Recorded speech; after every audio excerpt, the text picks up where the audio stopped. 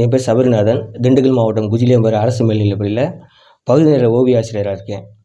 இப்போ தமிழர் வாழ்வியல் அப்படிங்கிற தலைப்பில் அப்பளங்கள் மூலமாக நிறைய படம் வரைஞ்சிருக்கேன். இது ஏன் அப்பளங்கள் மூலமாக வரைஞ்சேன் அப்படின்னா, பேப்பர்லேயோ போர்ட்லேயோ கேன்வாஸ்லேயோ வரைஞ்சோம்னா மைண்டில் நிற்காது. அது எல்லோரும் பண்ணுறது, எல்லோரும் பார்த்து ஒரு நிமிஷத்தில் போயிடுவாங்க.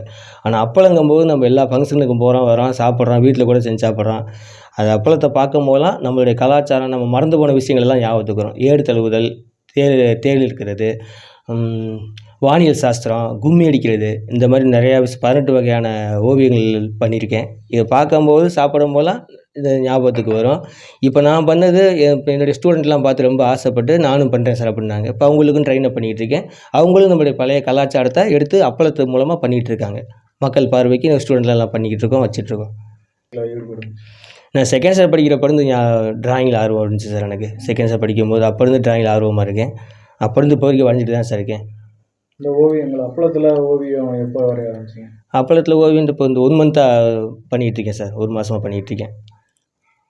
அது கார்ட்போர்டு, பேப்பரு, கேன்வாஸில் பண்ணோம்னா போயிடும் சார், மைண்டில் நிற்காது.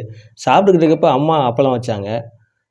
பார்த்தோன்னே ஞாபகம் வந்துச்சு. பேசாமல் வீட்டில் பண்ண என்ன, அடிக்கடி சாப்பிட்றது அடிக்கடி ஞாபகம் வரும்ல, நம்ம யாரும் மறக்க மாட்டோம். இன்றைக்கி எல்லாமே அப்டேட் ஆகி எல்லாம் போயிட்டோம்.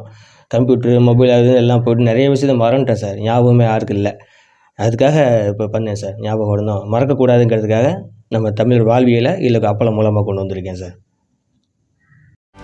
செய்திகளை உடனுக்குடனும் துல்லியமாகவும் தெரிந்து கொள்ள சப்ஸ்கிரைப் பண்ணுங்க.